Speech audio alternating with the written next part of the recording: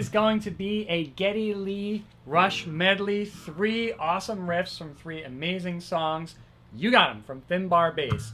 And Geddy Lee, you know, I don't even have to say anything. He's just like, I've said it before, I'll say it again, one of my favorite bass players of all time. Bass playing monster, fantastic player, fantastic bass line composer. He's just amazing, right? But everybody knows that. I don't even have to say that, right? What I would like to see, I've been thinking about this, I would like to see him not be amazing. Like, I've seen him in concert a bunch of times, perfect all the time, right? They're like androids up there, right? You know, I want to see a Rush blooper tape. You know, like just a whole video of just them not being awesome, them messing up. Like, think about them, you know, trying to record La Via Strangiata for like the 30th time, right? And Neil Peart's getting all angry, you know, and Geddy Lee's messing up, and Neil Peart's all, oh my God, Geddy, stop making stuff so complex if you can't play it. And, you know, maybe Alex Lifeson's like chugging a $200 bottle of wine in the background, you know? I want to see when they trip over, you know, part of Neil Peart's drum set or something like that.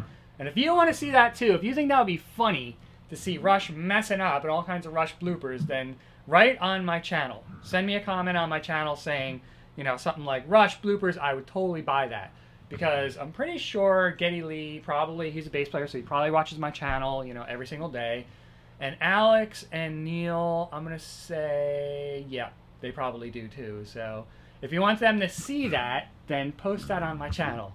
Anyway, I'm going to roll up into this Rush medley for you. I am Finbar of Finbar Bass. Okay, so don't forget to click on the YouTube text box right down there. There's a little clicker, and there you'll get some free lessons that aren't on YouTube at all. You got to click that box for it.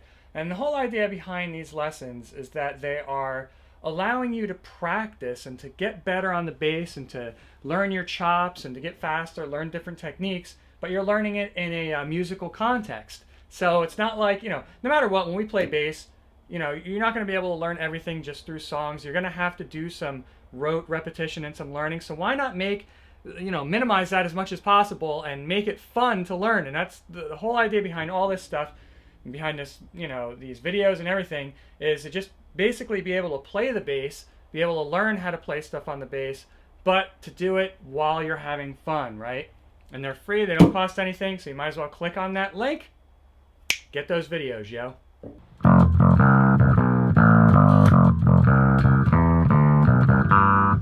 Alright, so what is going on there? You're gonna hit the first fret of the E twice. Right? And then you're gonna go to the third fret of the A. And you're gonna hit it once, and then kind of like a little ghosty note. Right? You know, you could hit it twice or hit it once and do a little bit of a ghost note. Just like that. And then you're going to be on that second fret of the A. Open A. And then back to the third fret right there of the E. I'm going to do that really slow.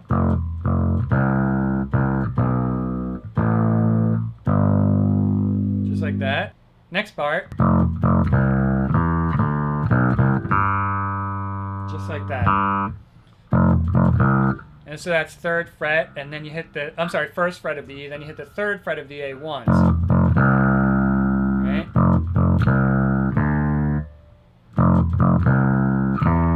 Then you're hitting the second fret of the D. Open D. Second fret and then third fret of the A, and then open fret of the not open fret, open string, G string. So if I played that all together, slow.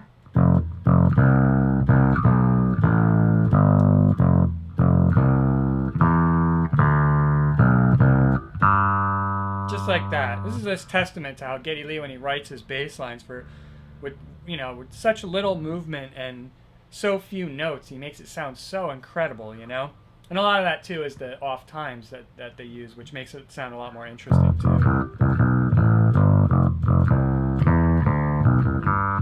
So if you're having trouble with this song, with this riff right here, getting down the rhythm, And you think like it seems off. That's because it's not in 4/4, which is standard timing, right? It's actually the first part of it is in, you can think of it like 6 in 6 timing, and the next part of it's in 7. You can think of the whole thing in 13 if you want, but it's easier just break it up 6 and then 7, right? So if you were to count this, 1, 2, 3, 4, 5, 6, 1, 2, 3, 4, 5, 6, 7, dun dun dun dun dun dun dun dun dun ba da ba. See, I counted 1, 2, 3, 4, 5, 6. 1, 2, 3, 4, 5, 6, 7. So that's the way it works when you're counting it.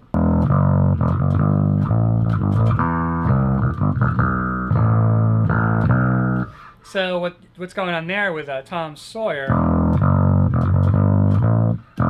You're on the open E, 2nd fret, then 3rd fret.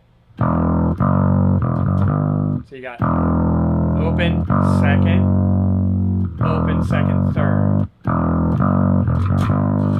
and then 5th. Right? And then you got 5, 3, 5.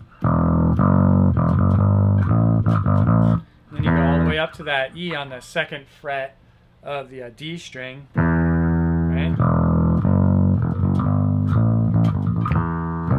And then you're going to go to the 3rd fret of the A, so you got,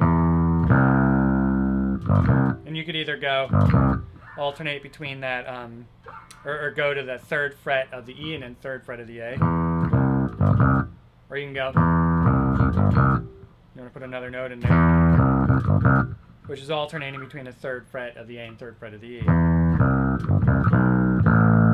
Anyway, the next part is 2nd fret of the A and then open A. Right, so if I do that all together slow,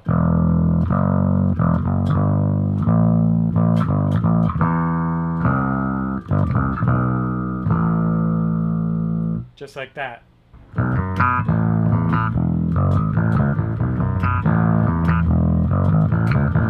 All right, limelight. So what is going on there? Well, you're playing the 2nd fret of the A string, then the 4th fret of both the D and then the G. Right? I used to always play this with my 3rd finger here. Now I do most of this kind of stuff with my pinky. As I've played bass longer and longer, I've found it more advantageous to when you have this 3 fret spread here, to use your pinky. The way I was taught was to use, of course, one finger for every fret. But what I found later on is that if I use my pinky, my other fingers can mute some strings, right? Especially if you're, if you're doing a lot of slapping and popping. See, now, if I use my pinky here, my other fingers can kind of lay over these strings and mute them. And it's like I always say, playing the bass well is almost like it's more about, or it's even more difficult to not play notes than to play notes. So keeping everything muted and making it sound clean is something that'll really, really put you into the next level of being a bass player, is being able to mute your strings with your left hand and your right hand and just make every note that you play sound very clean. So what I've ended up doing is using my pinky for these, just like that. So you got 2nd fret of the A, 4th fret of the D and the G, and then very similarly, you're going to hit open A, 2nd fret, and then 2nd fret, D, and then G. So you got just like that. And then you're going to hit the open E, 2nd and 4th fret of the E, open A, 4th fret, open A. So if I was to play that all together,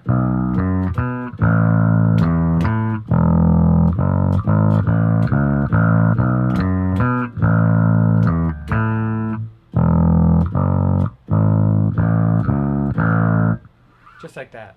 All right, you got it. 3 riffs from the Masters. I am Finbar of Finbar Bass. Hope you enjoyed that. Don't forget to click on the YouTube text box right down there. Like I said, get those free lessons. They're not on YouTube. Other than that, you can always subscribe to Finbar Bass. And Have fun with those, yo.